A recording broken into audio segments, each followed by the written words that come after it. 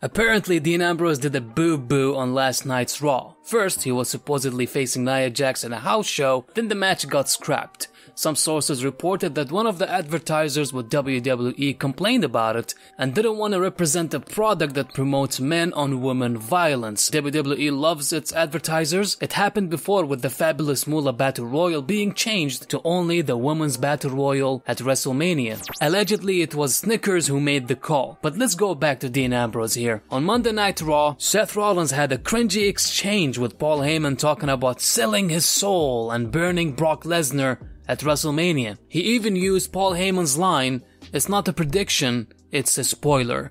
After that, suddenly Dean Ambrose came out and told Seth Rollins, "I've only got one thing to say to you.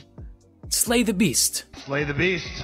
And that was really weird. According to Dave Meltzer on the Wrestling Observer Radio, the script for Raw called for Dean Ambrose to say a lot more. Seemingly, the Raw script called for Dean Ambrose to set up his Slay the Beast line by making amends with Seth Rollins and talk about their history of starting together and their time in the Shield with Roman Reigns. But for some reasons, Dean kept it short. Dean is always in the news, I guess. Look, I don't think Dean Ambrose will be unprofessional before leaving WWE.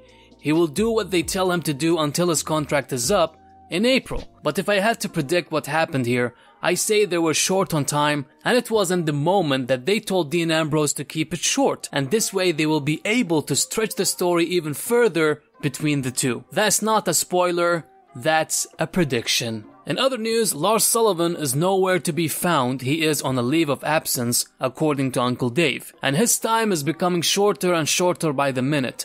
I don't think he will compete at WrestleMania at this rate, and I hope if he's dealing with an issue in his life that he takes care of it before jumping back on WWE TV. Sasha Banks still seems to be injured as she didn't participate in the triple threat match against the Riot Squad plus Nia Jax and Tamina. I mean, she was in the match, but the Riot Squad took her out, and Bayley continued without her. Then Bayley ate the pinfall in the match, so she and Sasha Banks will be one of the teams that starts the match at the Elimination Chamber. Now the question is, if Sasha Banks can't compete at the Elimination Chamber, who do you think can replace her on the pay-per-view? There is only one person that makes sense, and that's Charlotte Flair. If she didn't face Asuka at the Elimination Chamber for the SmackDown Women's title, then yes, she can be in it.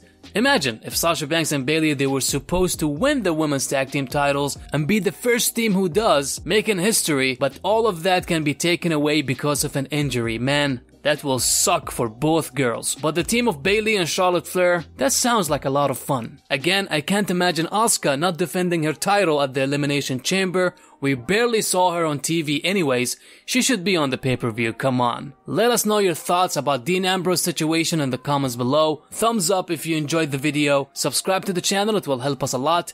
And you can check similar content like this here on the side. Take care, guys.